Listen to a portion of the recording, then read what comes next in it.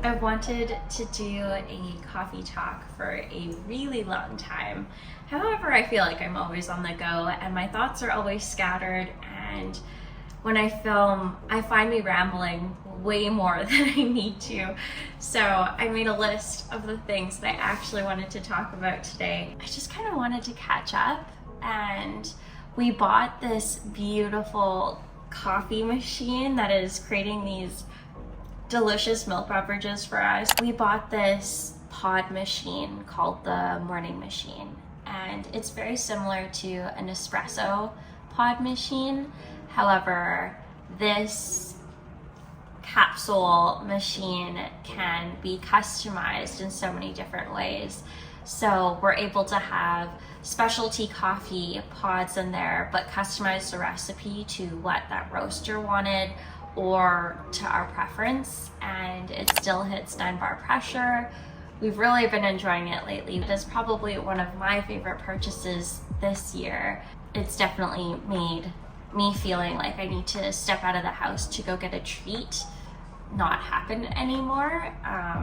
So yeah, I just steam milk in this like Amazon frother, and it's pretty awesome. This past weekend we came back from a lake weekend with Dylan's dad's side of the family, and it was super nice to have my phone turned off and be incredibly remote. I didn't, need to be texting anybody, nor did I feel obligated or anxious like I typically do when I don't have my phone on me at times. However, not having my phone on me and having no service got me really excited for our backcountry camping trip coming up this weekend. We are headed out to a remote area in Nordegg. The camping, backcountry camping spot is called Little Horn Meadows, and you'll typically rarely see people out there. You'll definitely see that people have been out there, but the chances of us bumping into somebody are pretty slim. I typically enjoy the camping experiences where I'm not necessarily booking a spot to stay in and seeing people and all of that stuff. I typically like the more obscure, stranger, harder, challenging backcountry camp experiences, and so this is definitely one of them. The first year I jumped in head first to backcountry camping, I bit off more than what I could chew essentially. I chose something that was difficult. I knew that I could manage in several different situations, and I did when things did end up going wrong. We did not make it back to our tent one night and had to make an emergency shelter. And I didn't feel really stressed in that moment. I just full on felt like problem solving, and something about that just makes me so excited. I enjoy those experiences. So in these last couple of weeks, I've been feeling the need to prepare and plan. And I guess almost as if you would as you were New Year's planning, like making resolutions and goals and planning what your year might look like. I do this twice a year, and usually it's not to the extent that I feel like I need to do this year, but it definitely feels like a little bit different this year. If you've been with me for a little while now, you may know that I've been filming videos since October, and in and around creating videos from October onward till now, I've done a couple resets in those videos, and we're coming into August. I am not here the first week of August, and so I feel even more need to plan and to create a new Pinterest board, to look at my goals that I set for myself in January, to look at the routine I have, to almost do a start, stop, and continue in my life. And if you haven't heard that term before, it's just as it sounds. It's what would I like to start? So things that I said I would do, or things that I'd like to do that I should start pursuing now. What would I like to stop? So what isn't serving me or providing any sort of value? And then what would I like to continue? So drinking X amount of water every single day, or, sweating once a day. What would I like to keep in my routine or in my life that is providing value? So that's kind of the vibe I'm feeling lately. So I guess coming to the end of this video, I wanted to provide something of value. These are 3 things that I have learned over the last year. So number 1 is you have the choice to learn, and you have the choice to choose how you learn. I'm gonna break it down for you. A long time ago, it feels like yesterday, I was in university and I had a terrible time, honestly. I was really bad at learning.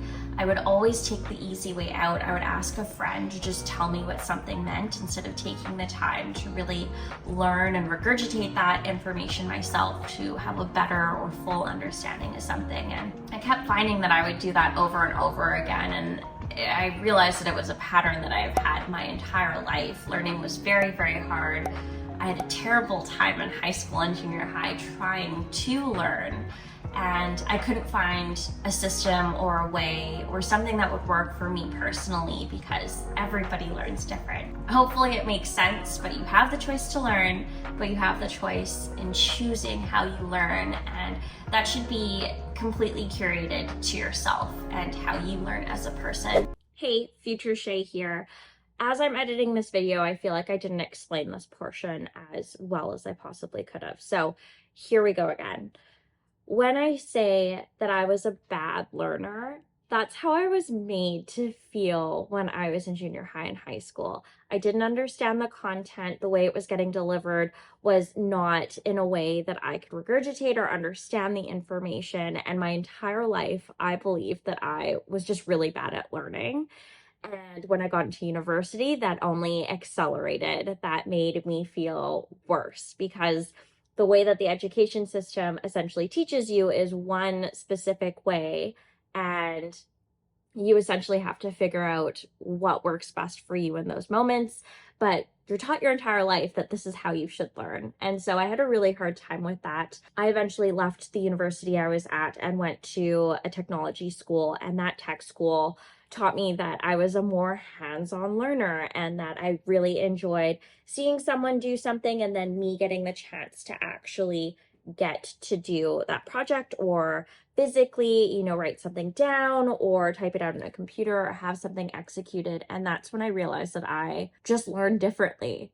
And I didn't figure that out until I was in my 20s, late 20s. And that moment made me feel like, wow, I'm not dumb. And I think that's something that a lot of people do go through. And especially as you get older, when you feel like you're not capable of doing something that's so simple as learning something new, I feel like it hits hard and people get really self-conscious and whatnot.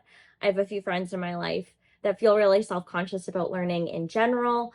I sometimes myself feel there.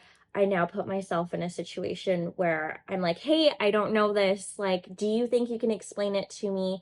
Where can I find this information? And then I'll go ahead and practice it. Anyways, when I say that I was a bad learner, it's not that I was a bad learner. It's just I did not know what my style of learning was. So if you're in the same boat, don't stress. It is so not comfortable to be, left out of the whole learning bubble with all of your friends who are understanding that information so well. And you're just like, what's wrong with me? It's not. There's nothing wrong with you. You just have a different way of learning. That doesn't mean I'm dumb. It doesn't mean I'm not capable. It just means I have a different way of going about it. Anyways, I'll toss it back to past me. Number 2, you have the power to choose how you spend your time. And I say power because I feel like it's a superpower to say no when you don't want to do something, and you're a person who always says yes.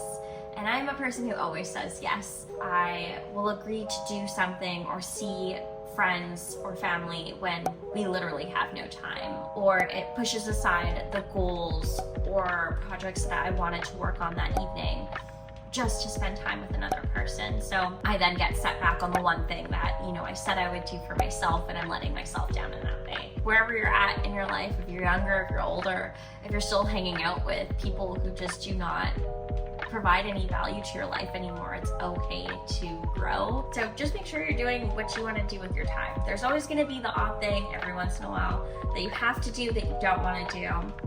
And hopefully that doesn't take up too much of your life, but make sure that a good chunk of your time is spent doing things that you want to do that are providing value to you and the life that you want to build.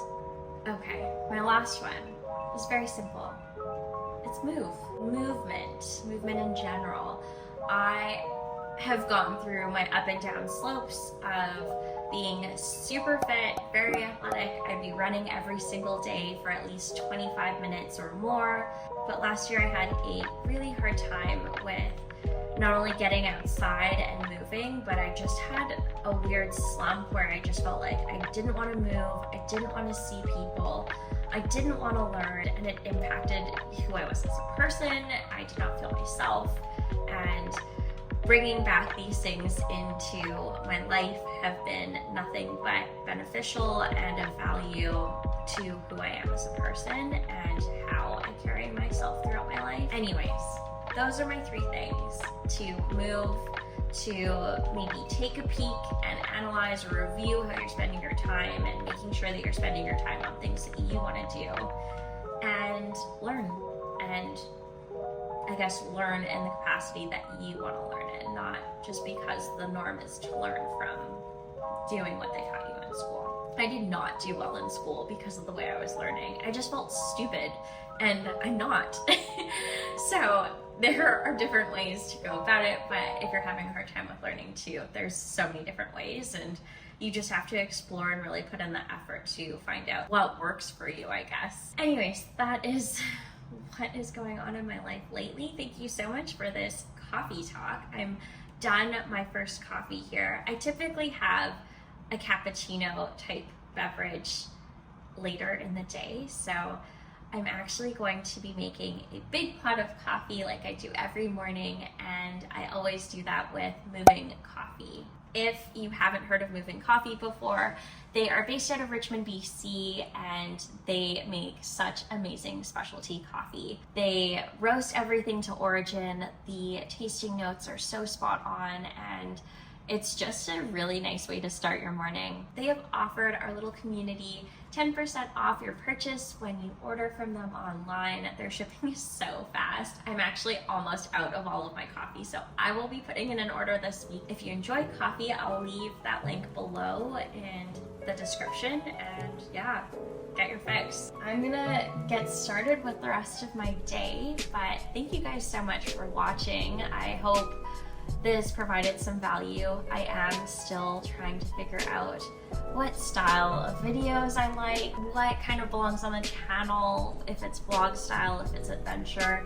I'm doing a little bit of a reset as we've talked about, and I want to make sure that everything I'm producing is not only of value, but it's like fun and entertaining for those who tune in every single week. Well, I'm going to get ready for my work day. I need to make a pot of coffee. I'm very excited, and some breakfast, but other than that, I'll just be daydreaming about what this next year has to come for me, and there more than likely will be a birthday reset. So if you're also a summer birthday baby, we'll have that for you in the next coming weeks. Anyways, I hope you guys have a great day. Okay, that's it. I never know how to end these. One day we'll figure that out, but for now, I will say bye, and I'll see you in the next one.